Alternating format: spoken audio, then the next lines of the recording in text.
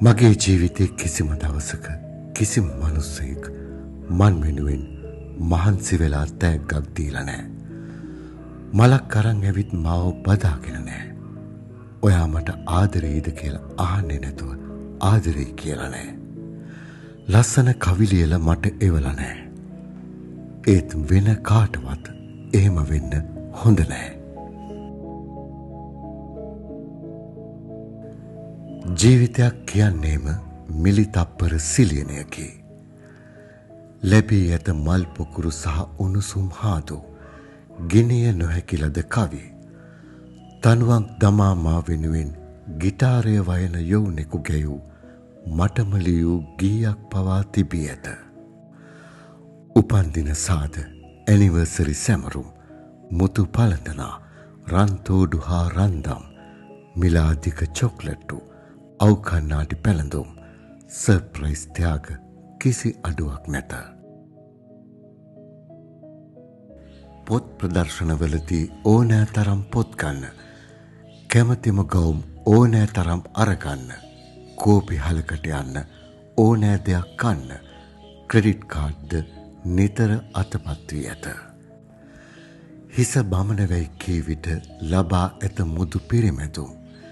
හිත රිදෙන වැයි කී විට පුරවලාදී ඇත මදුවටම්. ඕනෑ තරම් අය ඉන්නවා අත නෑර ඉන්නෙමැයි පිළිනදුන්. ඔබට ඕනෙද මගේ මේ ජීවිතේ ඉන්ස්ටග්‍රෑම් ෆිල්ටර් තුළින් ලප කැලැල් මැකුණු දේදුණු ජීවිතේ? හැබැයි දේදුන්නේ අන්තිමම කෙලවරේ පොඩිම පොඩි ඩිස්ක්ලේම කවියකි කොහොඹු අඬු තරමින් ලියා ඇතේ. ඇස් වටේ කළු තලා වෙන තුරා නිදි මරාගෙන කඳුළු වගුරා තියෙනවා. බෙහෙත් අහුරක් දෙකක් ගිල දමා මැරෙන්නට තැතනු හවස්වරු තියෙනවා. ආකාශ පියස්සෙන් බිමට පනින්නට යද්දි මට පාන්දර දෙකේ කනිසම ඇහිලා තියෙනවා. පාපාරවල් වෙදිලා තියෙනවා. බිත්තියේ වද්දාපු කුඩා හිස ගිඩි ගැහී තියෙනවා. නියවලට හැරිලා දෙකම් මුල් පැසවලා තියෙනවා. තෙතොල් පිපිරිලා ලේ ගලලා තියෙනවා. කියතකින් හිස ඉරනවා වාගේ වේදනාවක් මේ දවස්වල නිතරම විඳිනවා.